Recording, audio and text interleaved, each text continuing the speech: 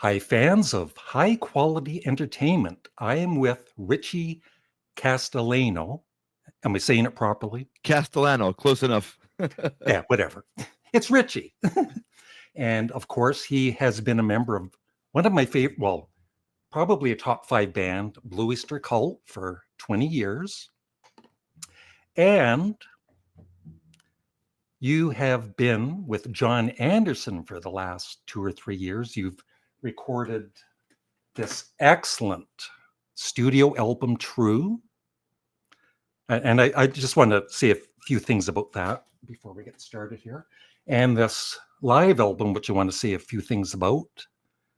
Perpetual Change, 2 CDs and a DVD. So, yeah, for this, when I heard that it was coming out, it's like, oh, that's cool. But I wasn't thinking of buying it right away because I'm more into studio albums than live albums, right? But I went to Spotify and I played about 30 seconds and I went to Amazon and ordered it. It's like, so, I understand, a lot of musicians are kind of against streaming services, and I understand why, right? But there's also, the positive side of it. Like when I do go to Spotify, I hear something, I buy it, right? And I think a lot of people do. And same with this True album. I was thinking, oh, John's got a new album. I love especially his first 3 albums. And I thought, okay, yeah, I might buy it sometime. I bought it and I was, just blown away as everybody was. Well, thank you. Yeah. And so what did you think? I've actually got questions here, but I'm just rolling here. So when the album was released and you got all of these positive reviews, how did that make you feel? Like, oh, I mean, it's great. When you're recording this stuff, you don't know how people are going to respond to it. right. It's the only thing you can do is make yourself happy. Yeah. Because you're not getting the instant feedback. It's like, when you're playing a show, and I learned from my dad is my dad would read the crowd and he'd say, oh, they're not responding to this type of thing. Let's change to this type of thing. When you're recording an album, you're flying blind. Yeah. You don't know how it's going to go. And because of that, you have to put that out of your head. You have to say, we're making the thing that we want to make. Yeah. This is a lot of this is John's leadership. We're trying to make us happy. We're trying to make John happy. Yeah. That's the job, Yeah. And then hopefully, if you make yourself happy, other people will pick up on what you're doing. And that's the other thing. I think it's better to, instead of trying to chase something, whether it be a trend or, oh, I think people are going to like this. It's, you just have to say, well, I like this. Yeah. Yeah. and yeah. and I know I can't be the only one that likes this. Yeah. I think this is cool. Yeah. And then see, I'm a John Anderson fan. Yeah. Yeah. And I'm a fan of Blue Oyster Cult too. Yeah. So I'm just thinking like, well, what would I like to hear on a John Anderson album? What would I like to hear on a Blue Oyster Cult album? And then start from there. Yeah. And because this is your shot. Yeah. You've been given the keys, and people like Buck Dharma and Eric Bloom will say, okay, show me what you got. And then, well, I think it would be cool if this kind of song was on a Blue Oyster Cult album. Then they'll listen and they'll either say, okay, yeah, we'll try it, or no, I think you're way off. Yeah. Yeah. And, or, same thing with John. I would really like to hear John do something like this, and send him a demo to it. And he'll either say, cool, and he'll send me back lyrics, or he'll be like, no, let's try something else, which is fine. Yeah. So that's how that works. Yeah. I do know the story, but maybe you can tell my viewers about, I guess John Anderson wrote to you or sent you a demo of Counties and Countries and said, see what you can do with this, right? And you worked on it for like 10 days. Yeah, well, he in the middle of our touring, I think while we were rehearsing, and I'm trying to remember the timeline on this. I think this is while we were rehearsing. I can't remember the exact dates. It's kind of everything's been happening so fast. Yeah. But he just sent me this demo, and it was him. It was a really nice sounding demo. It was him singing, playing with the guitar, and there was some light orchestration. And he was like, "Listen to this song." And I said, "Yeah, it's really nice. I like it." I didn't know why he was sending it to me. Right. I thought he was just like, "Hey, we're playing together. Check out the stuff I'm working on." And I thought, "Cool, it's great." Yeah. And then he said, "It needs better drums, better guitar, better bass, better everything." And I said, "Oh, like from me?" And he said, "Yeah, go for it." Yeah. And I said, "All right." And I thought, wow, this might be the only chance I ever get. Yeah, you're not thinking of doing an album with them then, right? No. Yeah. I thought this might be a fun one-off single thing, maybe a YouTube promo to help promote the tour. And I wasn't thinking of an album. I just thought, I'm going to get one shot at this. Yeah. So I'm going to throw everything I have at this song. Yeah. I'm going to put everything I've ever liked about John's music into this. Yeah. And even push some things into different directions. So we did that. I made a MIDI mock-up of it. Just, okay, this would be cool if we did this. And I was thinking, like, I don't know if he's going to like what I'm doing here. Yeah, I'm just sorry to interrupt, but I'm just wondering, when you finally sent it to him, like, were you pretty nervous about what his reaction was going to be? I honestly didn't know what he was going to say. Yeah. I thought he was going to say, "This is ridiculous. you went way too far with this. Yeah. What's wrong with you?" It sounds too much like Yes. Yeah, or something, or it just sounds like, like a teenager's fever dream or something, because that's what it was. I was inhabiting my 16-year-old self, who was a huge Yes fan, saying, "Okay, this is your one shot to record something with John Anderson. Yeah. What do you want it to be like?" And that was the premise we operated from. Yeah. So, and he loved it. Now, there were tweaks. Yeah. He just said, "This is amazing. Change this, and this." And then I would do that, and he says, "Okay, great. Now do this." So we went back and forth like a dozen times to dial it in. But I think I was relieved to know that he wanted to go in a little more of a band direction with it. Mm-hmm. Because a lot of his solo stuff isn't really like that. It's not like a rock band. Yeah. And that's what we are. So I'm really happy that he embraced the rock band format. But look, on True, it's not all like that. There are some really nice acoustic pieces. There's a lot of orchestral textures and world music textures, and that's really great. That's something that John has always been into. Mm-hmm. Even before the technology was there. Like, instead of using strings back in the day, they would use a mellotron because that's what they had. But now we have sample libraries, or we have access to more instruments. So it's he was always there. Yeah. But I'm just happy that we were able to meld the two things. Yeah. Yeah. I stopped, no disrespect to Yes now, but I stopped listening to them when John Anderson was out of the band, because I'm just so loyal to the original, the original Yes with John Anderson. But this, I don't know. You've heard it many times. This is like 70s Yes in their prime, and anybody that is wondering about checking it out, I highly recommend listening to True, and then this blew me away, Richie. It did. That actually came first, but we released Yeah. it in a different sequence. Yeah. I actually have one friend, I won't mention his name, Glenn Kellaway from the Basement, but he was kind of disappointed there was nothing from True on that album, but that was recorded. That was from 2023. Yeah. That was recorded over 2 shows in Chicago, or the Chicago area. Yeah. But yeah, the thing about True is we weren't trying to be a Yes sound alike. It's just Right. that we're all such massive fans.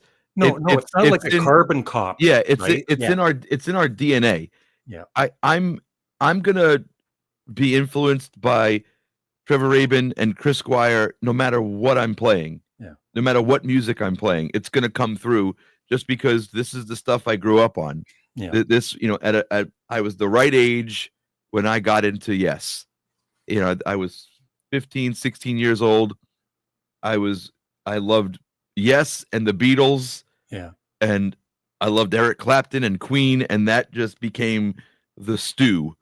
And it's hard to not do that for me because it's just in there. Yeah. And a friend of mine who's not really a prog rocker sent me a very nice message when True was released. He said, and is a friend from high school, and he said, because you guys spent so much time with this music, because we were me, Andy Ascalise, Andy Graziano, were in a high school band together playing Yes music. Is because we spent so much time with it, the expression of the stuff we were arranging and writing, it's authentic. It's not we're not pretending to be anybody. Right. This is just what happens when you are into this for so long. That's what I think. And I hope that's what the takeaway from this is, not that like, oh, we're trying to be anything. It's just this is what it is. Yeah. Yeah. Like I'm not a musician at all, right? But this is just wrong album. But the live album is, I'm not saying, it's like it sounds fresh, right? Mhm. And there are, like I said, I'm not a musician, but there are changes you do for some of the songs. And it's really just amazing. Well, we're lucky we have Chris Clark in the band, and Chris Clark is we call him the Yes librarian because he knows every single version of the song. Yeah. He says, oh, in the 70s they did this, in the 80s they did this, and he could tell us all the subtle differences between all the versions. And when doing the show, and especially in 2023, when it was all Yes music, we had a lot to draw on. And I told the guys in the band, I said, we can't play all the versions of the songs. We have to pick our version of it, and maybe we'll take some stuff from the 70s, some stuff from the 80s, some stuff from the 90s, all the different lineups of the band, take what we like and come up with the way we're going to do these songs. And we have to stick to that. We can't go back and forth. We need to come up with one version that we're going to do, and that's it. And then over time, and I especially experienced this in Blue Oyster Cult, because Blue Oyster Cult will organically morph arrangements. Yeah. One night a guy will play something a little different, and everybody will look at him and go, ooh. and then that becomes part of the arrangement forever. Yeah. And I've logged a lot more hours with Blue Oyster Cult on stage than I have with John and the band Geeks. Yeah. But I can already see that starting to happen, where the way we started learning these songs, and we were working on this as early as late 2021. When we were gearing up for this. Yeah. And I already know that there are differences from when we first started learning these songs to now, because you start just inhabiting different spaces and feeling different things with the guys when you're on stage, and the arrangements morph. It's going to happen. So that's going to happen. But also I told the guys in the band, I said, don't get too caught up on reading stuff online with people saying, oh, they're doing this wrong, they're doing that wrong. Yeah. I said, they're right. From their point of view, we're doing something wrong. There's a Yes show they went to at a certain point of their life that is etched into their brains, and Alan White or Bill Bruford did a certain drum fill they're waiting to hear, and you didn't do it. And they're right. But the thing's, we can't do that for everybody, because then you're gonna make someone else upset. So I just said we have to do the version we're agreeing on and do that as best as we can, and that's it. Yeah. Yeah. Speaking of Yes, the one and only the only time I saw Yes was on this tour. Lucky. And I know that some people, it's not some fans' favorite album. I love this album. There's some really great moments on that album.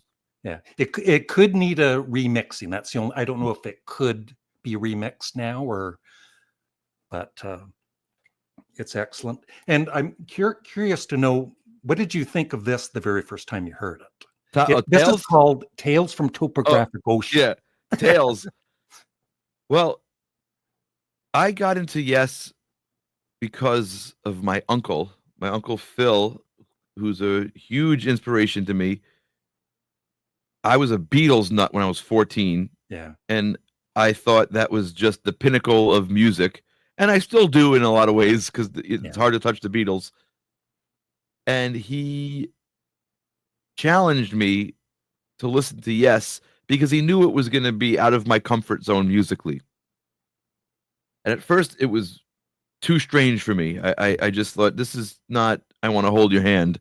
Yeah. And I wasn't ready for it, but then I kept coming back to it. And also, as I got more interested in playing my instrument and trying to get better at it, it had more appeal to me, and I ended up really loving it. So I started with Fragile. Yeah. And then what's crazier than Fragile? Close to the Edge. Oh yeah. Yeah. Okay, what's crazier than Close to the Edge? Tales. Okay.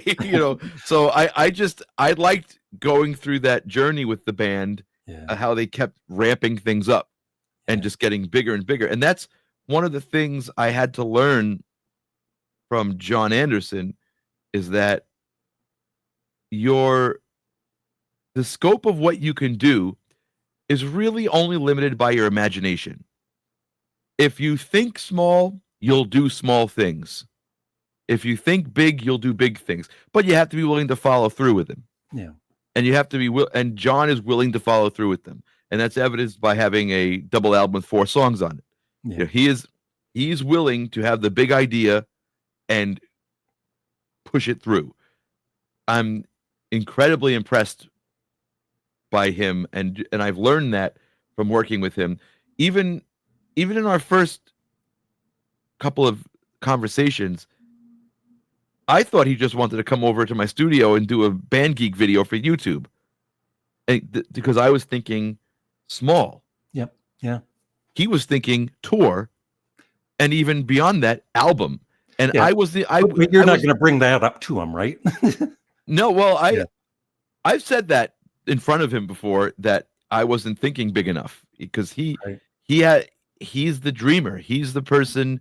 And not only that, it's nice to sit around and talk about things and say, well, what if we could do this? What if we can do that? John's the type of guy who says, we should do this, and will immediately begin working on it. We should do this kind of album. Here's a piece of music. And you go, oh my God, he's serious. Yeah. And I'm sure with Tales from Topographic Oceans, at some point, someone in that band said, oh my God, you're serious. You want to do a double album with 4 songs. And he is serious. Rick Wakeman said that. No, but it takes a little adjustment, because he's on another level where he is thinking about the big picture, and a bigger picture than most people can imagine. He's a very unique person. Yeah. I know he's very spiritual. I am too, but have you learned anything from him about his spirituality, or like meditation or anything? Or I think it's just about, that's an interesting question. I do perceive that from him. And sometimes when we're writing music together, he'll tell us where he's coming from, his thought process with the lyrics, and he'll get into that. That's his department. My department is nuts and bolts. Yep. And we recently did an interview together where someone asked him a very technical musical question, and he said, "What are you asking me for?" And he pointed at me. He said, he's right here. Yeah, But yeah. and I'm not saying that John is not technically proficient. He is. Yeah. But that's his department, and the execution is my department. So I think we're a good team like that, because he's able to have these big ideas and think about those topics, and I'm trying to think about, okay, this is a great starting point. Now let's put it down on some kind of recording. Let's make it happen. Yeah. So, but yes, to answer your question, he does, and it's really fun to hear him talk about where he's at when he's thinking of these things, or he's dreaming these things. Yeah, yeah. And his voice, what is it that he still sounds so amazing at the age of 80? He's very disciplined. He takes really good care of himself. He practices a lot. Yeah.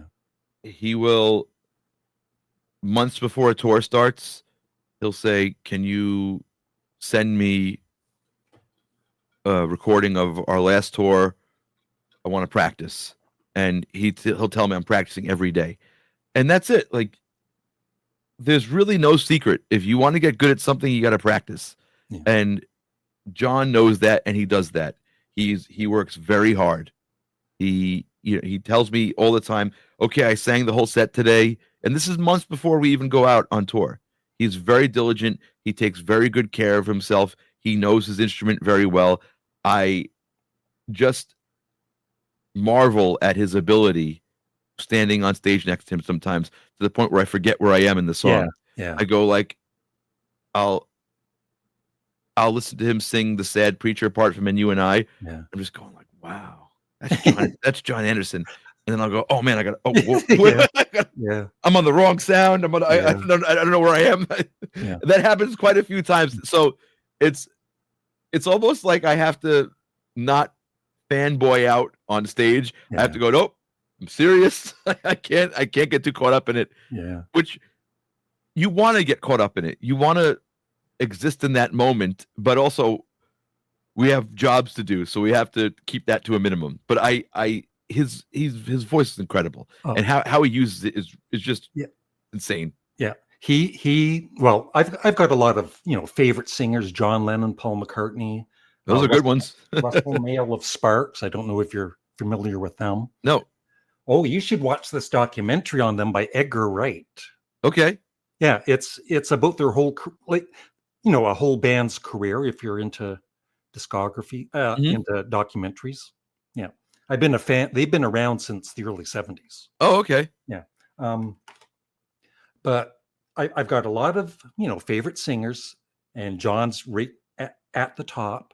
He is the only one, except maybe Johnny Cash, who can get me crying when I'm listening to him. Like at the end of "Awaken," those last two lines, which he repeats, right? Which makes it even more like emotional. Mm-hmm. It's, I don't know. He's just amazing. Yeah, agreed. And so when he first said to you about recording an album, what was your react? Like, I'm sure you were happy. Panic and fear. Yeah. Because when it was time to make the Blue Oyster Cult album, I had dozens of songs banked, because there'd been rumors that we were going to go into the studio, and I've been in Blue Oyster Cult for 20 years, and we didn't record anything until like 17 years into, or 16 years. So those first 15, 16 years, there were a few false alarms where I was told, we're going into the studio. And I was just hoping to get like one song on a Blue Oyster Cult record. So I just wrote. And for me, writing is about quantity. You have to write a lot. You have to write about 10 or so really bad songs before you get one decent one. And maybe with the help of your bandmates, they can polish it into a good one. Yeah. That's how it works for me usually. It's like I'll write a bunch of just write. That's terrible. That's okay. And then someone else in your band will be like, no, that's good. Keep working on that. And that's how that works. With this, I had nothing banked. So we were starting from scratch. So as the producer, your first question is, well, what songs are we recording? That's the most important question, because you can have an idea in your head for a sonic palette, and I want a moment like this, and almost like scenes. You can have scenes in your head, but you don't have a plot. Yeah. That's the problem. But luckily, John had a lot of material that was demoed or unfinished, and then midway through, he said, you could send me stuff too. And I said, oh, Ooh. cool. All right. So I didn't have anything unfinished. I'm usually, if I like something, I finish it.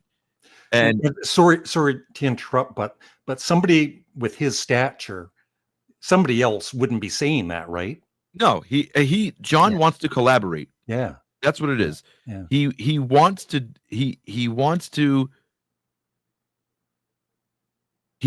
get the result of the combination of us. That's what he wants. And so we wrote stuff. Me and the band guys just started writing very quickly, very fast and furiously, and sent him everything. And he said, oh, I like we'd know if he liked something, because we would just send him a Dropbox folder with a bunch of demos in it. Yeah. If within a few hours of us sending him something, he would send it back with lyrics on it, I'd say, okay, John likes this one. Yeah. This brought something out of him. Yeah.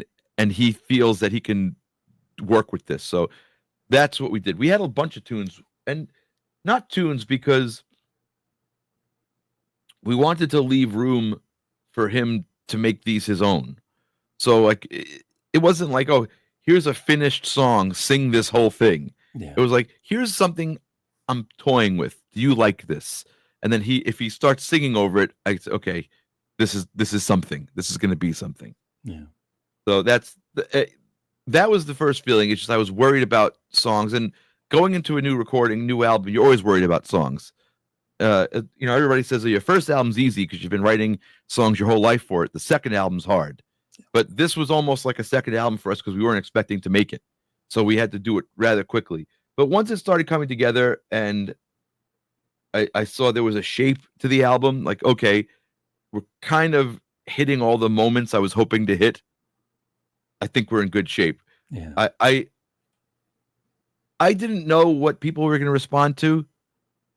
And you never know until it's released. Like, there's certain songs you'd think, oh my God, people are going to go nuts for this. And then they end up liking something you didn't even expect. Yeah. So that always happens. Yeah. Yeah. I know, dealing just on my YouTube channel for 20 years and talking about music, like everybody's all over the place about, what they like and don't like. And you have to like what they like and whatever. But I also wanted to just quickly mention this album. Yeah, sure. When I bought, when it was released, I bought it, and I wasn't that excited, right? I was thinking, because it'd been so long since Blue Oyster Cult released a studio album, and so I figured it would be good. But once again, it was just so good, Richie. So thank you for. And I also wanted to say, I know you feel the same way. Buck Dharma is the most underrated guitarist in rock music. He's amazing. Amazing. Like, you know what? as someone who has bad gigs from time to time, Yeah. I'm just he never has a bad gig. He's good all the time. And I'm thinking, how do you do that? How do you just like he's so good all the time? And not only that, a lot of guitar players, a lot of famous rock stars can only play their music. I'm going to tell you, I'll let you in a little inside information. I had a barbecue in my backyard of my house, and Buck came, and we did a bunch of different cover tunes, different genres. He can hang with anybody. He can play any style of music. He can play pop music. He can play jazz. He can play blues. He can play country music. He can play with anybody. And the crazy thing about it is when I do that, I'm thinking about inhabiting the style. I'm thinking, oh, we're playing country. I'm going to play my country licks. Oh, we're playing jazz. I'm going to play the 5 jazz licks I know. With Buck, he sounds like Buck on every style, and it sounds good, right? And he's never bad. I'll come. I'm like, oh man, I'm not really having a good night, and then he's just great. And not only that, you know how hard it is to play a long guitar solo and not repeat yourself, and not just play licks you played every night. It's hard. Yeah. He does new stuff off the cuff every night. Yeah. I have these 3 here, and I finally watched the Secret Treaties DVD last night. Yep. And you could just tell the whole band loves being on stage, unlike some bands, right? Yeah. And it was cool to see Albert again. Yep. And you know, I think my favorite Blue Oyster Cult song is "Dominance and Submission." That's a good one. But when you guys went into ME 262, and then you know you did that guitar thing, the 4 guitars on the front and the bass, I'm thinking I might like that song better actually. But yeah, just one more thing about Buck. Like one of my favorite, I don't know what it is, but it's a kind of, I guess it's a simple guitar little solo, but She's as Beautiful as a Foot. That little guitar, I don't know what it is, but it's one of my favorite Blue Oyster Cult songs. Yeah, that's a deep cut. Yeah, there's some pretty guitar playing on that. Yeah, he's consistently awesome. Yeah, which is hard to do. And it is frustrating, I think, that you know they're mainly known for Don't Fear the Reaper, Godzilla, Burning for You, but there's just such a variety of music. I love the Nights. It's such a classic. Yeah, there's a lot. There's a rich history of things to pull from, and we know a lot of the songs. And it's the other thing about Blue Oyster Cult music is it's deceptively difficult. It's people think, oh, Blue Oyster Cult's just a straight ahead hard rock band, and or classic rock band. It's not. Yeah. The music's very tricky. There are traps. I'll call them. Yeah. There are traps in every song. If you're not careful, you can wipe out on them. Yeah. So it's very interesting music. It's dense musically. There's a lot going on lyrically. They've had some good lyricists, and it's a pleasure to play with these guys. It's an honor. At this point, they're my family. I've been playing with them for 20 years. I've been working with them for 25 years. I did my first gig on Blue Oyster Cult's crew in 2000, if you can imagine that. I was 20 years old. Yeah, cool. Now, I'm curious what your very first rock concert was. I don't want to brag, Richie, but my first one was 1974, where Golden Earring opened up for King Crimson. That's a pretty good one. Yeah. My first concert ever was Paul McCartney at I think it was Giant Stadium. It was some ridiculous arena, or it was a stadium gig, and I remember I begged my parents, please take me to see Paul McCartney. Yeah. It was great. The only thing was when I thought about in my head going to a concert, I thought of something very specific, and then going to a stadium gig and being way up in the nosebleed seats, I'm Yeah. just like going like, Yeah. I can't even see him. That's Yeah. what I was Yeah. thinking. Yeah. And then and I realized when an artist is that big, it's hard Yeah. to to see them and be in an intimate setting with them. Yeah. So, and then also my parents didn't know anything about Ticketmaster and getting these you have to be in the fan club and have the credit card. There's all these things you have to know now to Yeah. get decent seats. Oh, you got to get it through this credit card or sign up for this thing, and you have to do it this. I just said, oh, let's just go, call up and get tickets, and that's what we did. Yeah. And but look, it was great. His Mhm. band was awesome. I think it was the Off the Ground tour, Mhm. and he had a really good band, and they did mostly Beatles tunes. It was pretty awesome, even though he was this big. Yeah. Yeah. Yeah. I had that experience the first time I saw U2 in a stadium. It's like, this really isn't fun. I was like, I was just thinking, and I think my dad might have made this comment at one point. He said, I could have watched him on TV if I was going to know, if I would have known I would have been watching him on a screen Yeah. the whole time. Yeah. Because that's what it is. When you're that far away, you're watching the show from a screen. Yeah. But it's cool to be there and experience the music live, of course. Yeah. So what would be some of your favorite concert memories Sure. for bands? The first time I saw Yes was on the Talk Tour, and I went with my dad, who was a very good sport, because my dad is a R&B guy. He's a blues guy. He likes soul music, and he sings soul music remarkably well. He's incredible. He's a great guitar player, great musician, and my dad's favorite singer is Peabo Bryson, which, if you look at Peabo Bryson, is on the opposite side of the spectrum from John Anderson. Yeah. Even though they're both incredible. So when I heard on the radio that Yes was coming to the Garden State Art Center, which is now I think the PNC Art Center, PNC Bank, whatever it is, it's in New Jersey. I was 15 and I told my dad, please take me to see Yes. And he took me, and we were both really impressed. I didn't really know much about the Trevor Rabin band. I No. got the Talk album. I wasn't really gelling with it at first, but fast forward to now, it's my favorite album of all time. It just took Wow. Cool. I had Yeah. to listen to it a few times, Yeah. but I've listened to that album hundreds of times. I love it. I know every inch of that album. Mhm. But anyway, we went to see it, and I was expecting Steve Howe because I'd been listening to Fragile and Close to the Edge a lot. And then I saw Trevor Rabin, and I'm going, oh, what's this? But Trevor Rabin blew us both away. Yeah. And my dad would just go over to me and just be like, this guy's incredible. We were both just totally, faces melted by Trevor Rabin. It was a great concert. I loved seeing Spinal Tap.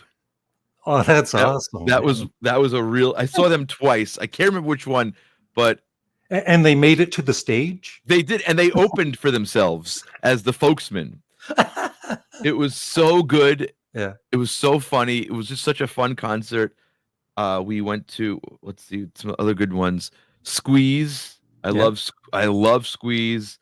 I've seen ELP about 8 times, and watching Keith Emerson destroy a Hammond organ on stage. Wow.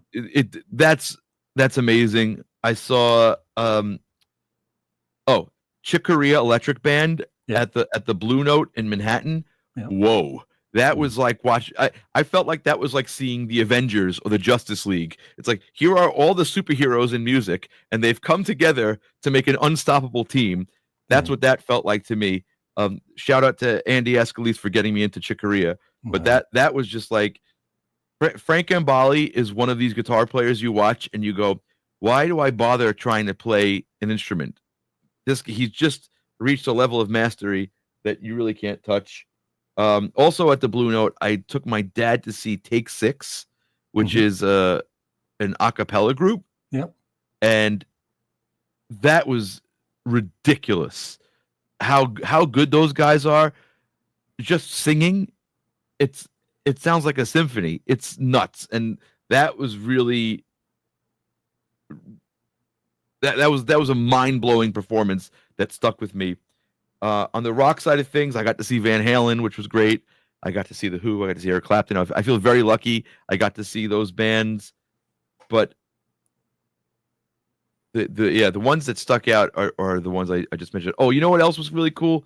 I got to see Katy Perry on, I think it was trying to think. I saw her when Roar was out. I don't remember what album that was on. And that was my first ever pop show. I never went to a big pop arena show. Yep. And it was really interesting to watch all the spectacles. Like they had, at one point, they had the guitar players on wires and they flew up in the air and they were doing Iron Maiden type guitar solos. You got to talk to John Anderson about this, right? he'll walk through it. And fireworks started coming out of their guitar headstocks. They were shooting like flames from their guitar headstocks, and I'm going, what? What am I? Because that's something you don't really see at rock shows. Yeah. You know. So that was really great.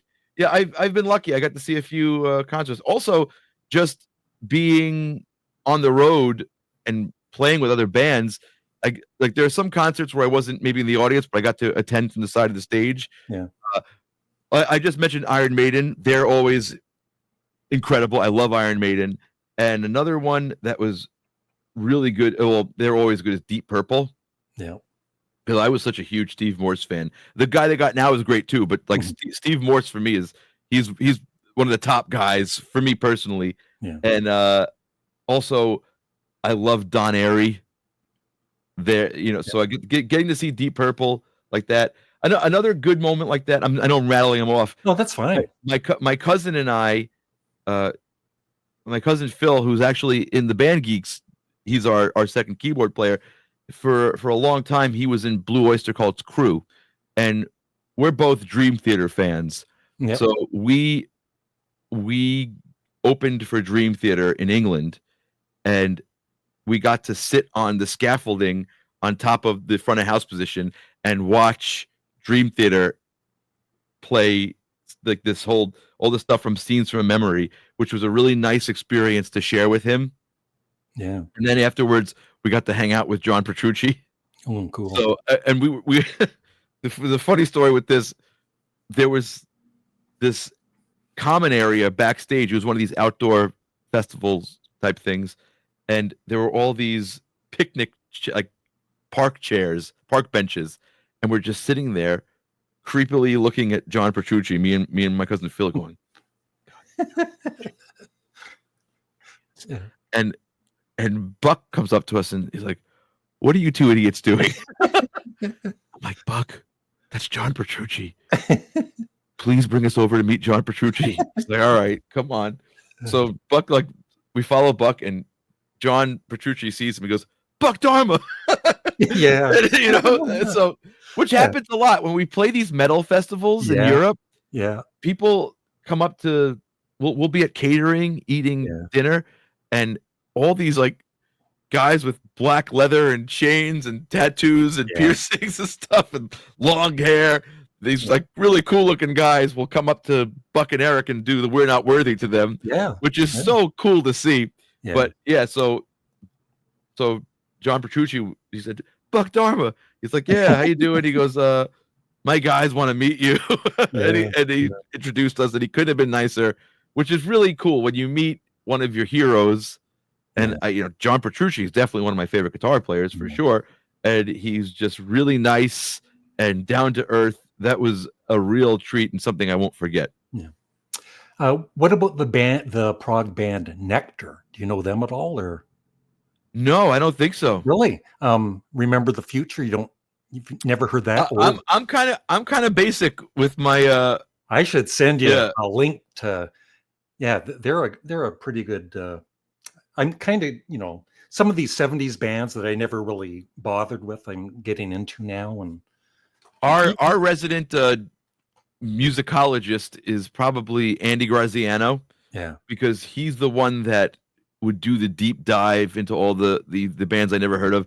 Like he would play us Camel, and he would play us, even though it's not obscure, he would play us like Frank Zappa outtakes and stuff like that.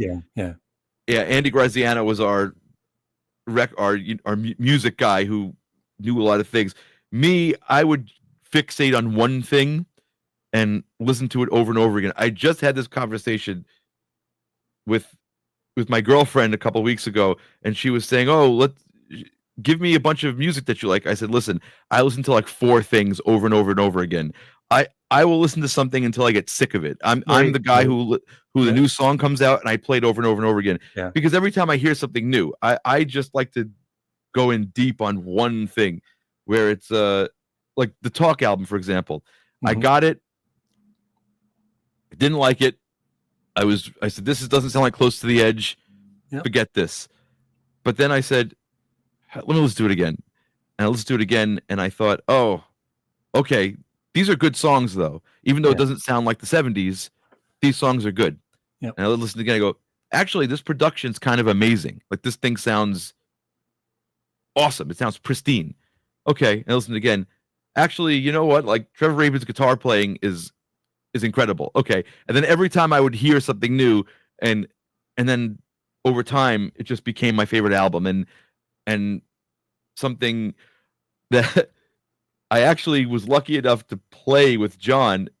John would hear me at soundcheck warming up with different things and playing stuff from Talk, and he came up to me one day. He's like, "We should do The Calling. I heard you guys do that on YouTube. Let's do The Calling." So that's cool. We got to do it for a few shows. He indulged me, which I really appreciate, because it's not one of those songs that people automatically associate with Yes. It's a really deep cut, and in a set where you have to do certain things.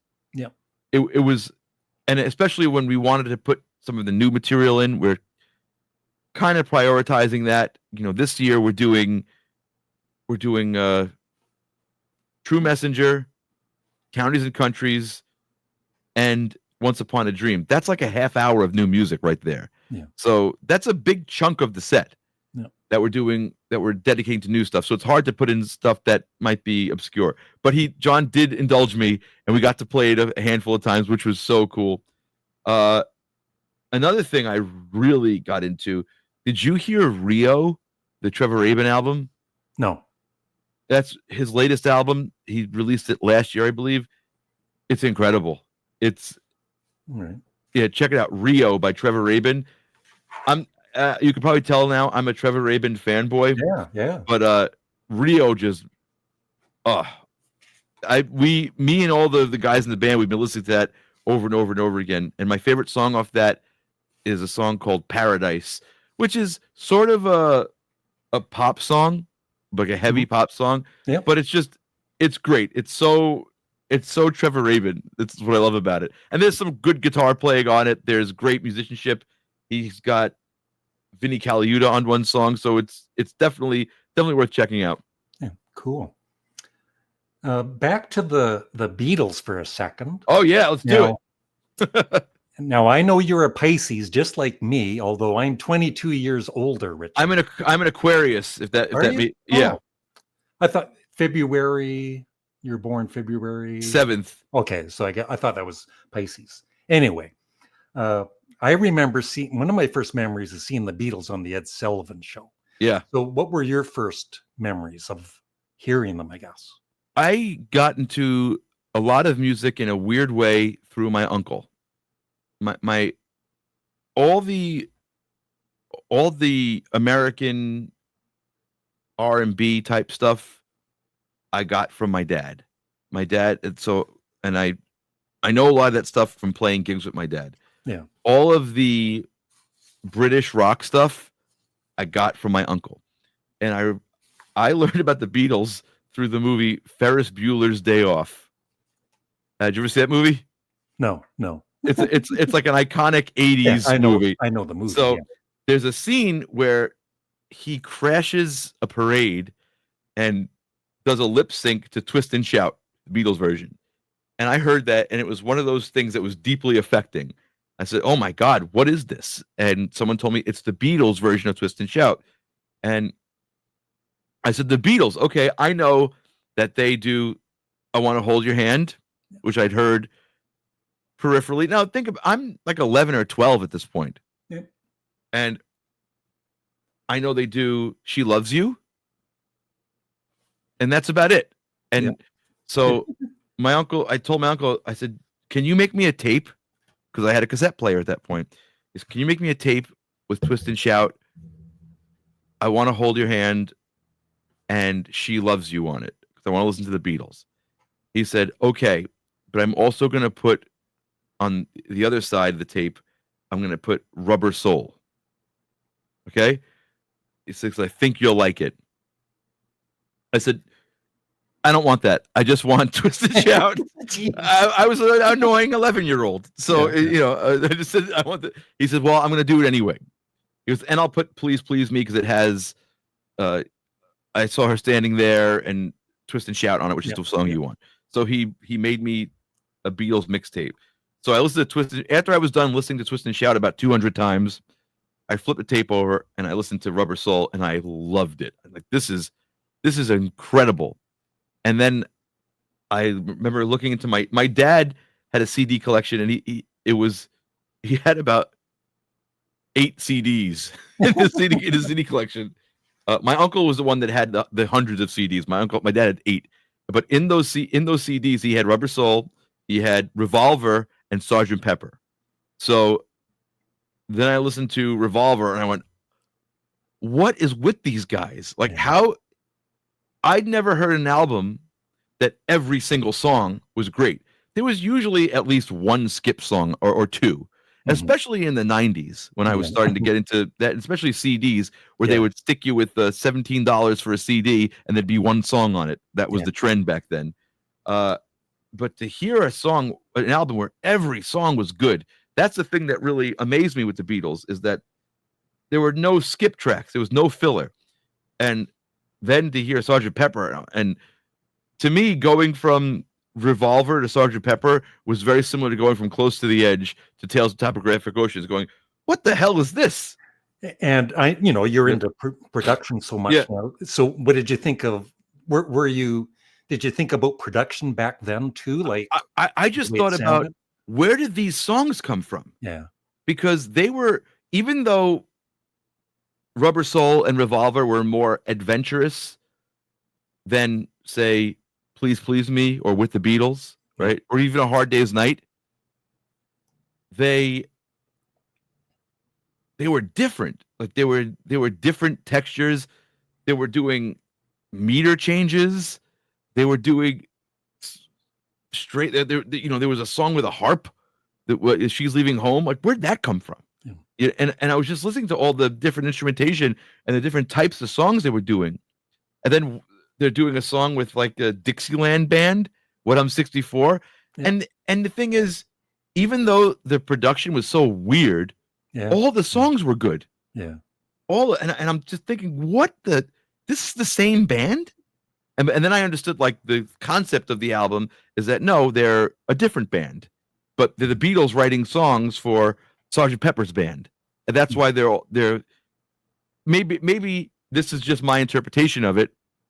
I've read plenty of things where John Lennon doesn't consider that to be a concept album, and Paul McCartney did, or a theme album at least. Yeah. But like, to me, like, that's what I thought. It was like, these guys are pretending to be a different band, but writing at the Beatles level, and that's what kind of freaked me out about that, is that they were able to do that. Mm-hmm. And then my dad showed me the movie Help, and then I got to see them. Yeah. Because, like, that was the thing. Like, I was just listening to them, and then I got to see them. Like, oh, they're also, like, really cool. So, so that was it. I was a Beatles nut after that. Yeah. And I saw John Lennon's Rickenbacker guitar, and I said, I have to have that. And I started saving up for it. And then one year for Christmas, my dad surprised me and got me one. So I have a little John Lennon guitar. I still have it. It's one of my most prized things that I have. It's an awful guitar. It doesn't stay in tune. It only sounds good if you want to play I Saw Her Standing There on it, or All My Lovin'. Other than that, it's completely it's not, that's not fair. It does I can make it do other things, but it's really hard. It's just like, but I'll never get rid of that guitar. makes me think of my dad and makes me think of the Beatles and that time in my life. Yeah. What would be your favorite Beatles album? Oh, don't do this to me. How could you do this to me, Larry? I thought we were buddies. I don't know. I go between the White Album and Abbey Road myself. You see, you go between. You can't pick one. It's impossible. It changes, yeah. It's like the level is so high that you listen to even Help, right? Yeah. Or Hardest Night. You go, well, that's perfect. Yeah. There's not a bad song on this. And then you listen to Revolver and go, oh, well, that's amazing. Not a bad song. For me, and I think a lot of people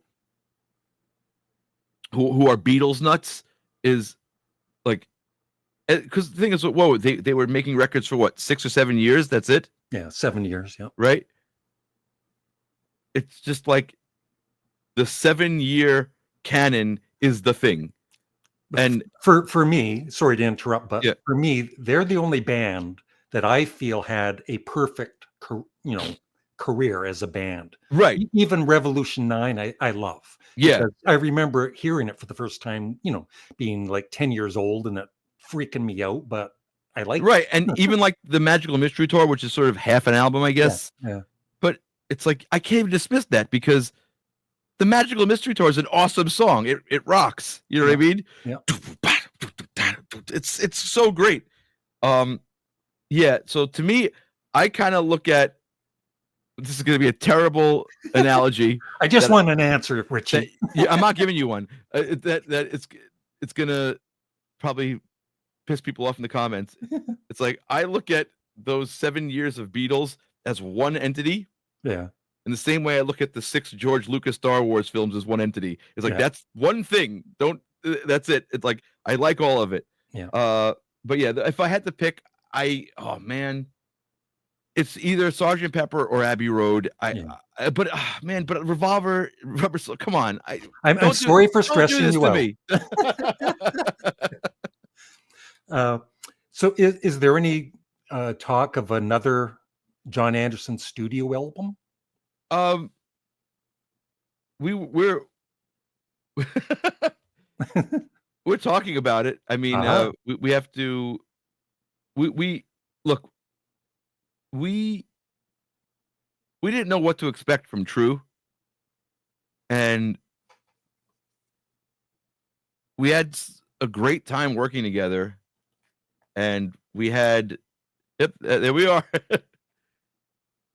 And people seem to respond very well to it.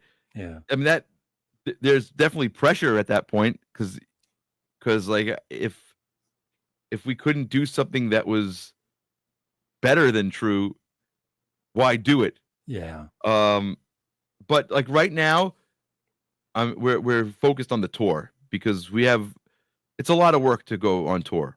Mm-hmm. And I'm about to go I have 3 days off after the first leg of the John tour before I have to go to Europe with Blue Oyster Cult for a few weeks.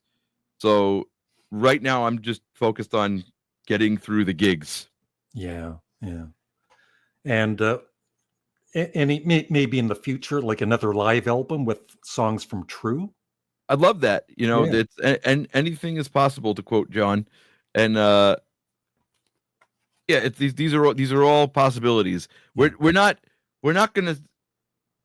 The thing I've learned from John is to expect the unexpected, and nothing is off limits. It's just there's never a no, we can't do that with him. Everything is yes, we can do that. It's just a matter of scheduling, and like it's just a logistical exercise. It's not about the creative will. It's like the creative will is there. Yeah. It's always just let's figure out when we can do these things. Yeah. Just a couple more questions here. So if you have an idea, you want to ask John a question, do you feel a little more relaxed now knowing him better, like, to talk to him about something? Oh yeah, I mean, I have to kind of turn certain part of my brain off. Yeah. Because I'm a huge fan of his. Yeah. Like me and Andy Ascalise used to sit next to each other in a school bus with a headphone splitter listening to Close to the Edge when we were 15 and 16. That makes a mark on somebody. So, but we also have to get work done. And so I have to shut my brain off with that and not fanboy out. So I approach it differently now. It's just like, we're in a band. We are bandmates.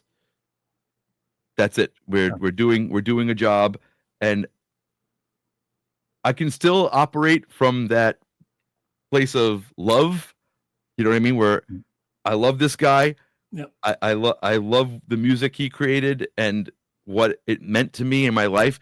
And I'm sure thousands of people go up to him and say that, but we're not. The thing is, we're not concerned with the past. We're trying to do new things. Yep. So to do new things, you have to take yourself out of that mindset of saying, "Oh my God, this is the guy." It is the guy. He's amazing, you know. And you can know that, but you also have to say, "Okay, but he's trusting me to do something." So snap out of it. Don't get nerdy. We'll get the right amount of nerdy, but don't don't fangirl out on him and get the work done. And I think like when I focus on that, yes, it's and also John is very professional. He is an incredible musician. He has thoughtful and insightful input on everything, where it's like, you know, John, should we do this line with a synth or should it be a horn? And he'll be like, French horn. Wow. Double it up the octave with a trumpet. And he's just like, he's that good. Yeah. So yeah, I'm glad you asked me that question. That's actually a good question that people don't ask me too much, which is like how to deal with the mind F of of playing with one of your heroes. And it's just that, like, you, at the end of the day, we all have jobs to do, and you got to do the job. Yeah. Okay, so once again, amazing album. If you have not checked it out, what I like about my channel is when I do talk about bands. At first, when I would do it, I wouldn't think anybody would actually listen to me, right? But people would check out these bands and become fans. So I'm telling you, my viewers, if you haven't heard this, please check it out because it is excellent. Thank you. This live album blew me away. I haven't watched the DVD yet, but the music is just amazing. Richie. Thank you. And congrats on all of your success. I just actually watched your old Bohemian Rhapsody video. I hadn't seen it in years. Because one of the things I know you play guitar, bass, whatever. Do you play drums? And then I watching the video. Yeah, he plays drums. I'm a very limited drummer. I could do few things. I can hold a beat. I know a few fills. Yeah. That's it. Don't ask me to do anything complicated. I'm very lucky to know Andy Escalise. I'm actually very lucky to know all the musicians that we've played with. You know, it's we have a pretty deep bench of great musicians. We just had Matt Beck from Matchbox 20 on our first leg because Andy had some prior commitments, and you know, it's all the musicians that we've played with and that that have done band geek stuff with us. I'm just very lucky to know them and have such talented friends. Yeah. Okay, so I'll have all of your social media links and everything. Please do. In the video, and thank you Richie. We talked for over an hour. You said 45 minutes. Yeah, I have a problem. I ramble, so that's fine. And anytime you want to promote something, just give me a holler. I'll promote it. Larry, this was fun. Thank you for having me on your show. Thank you very much, Richie. Yeah. Okay. Bye-bye. Bye.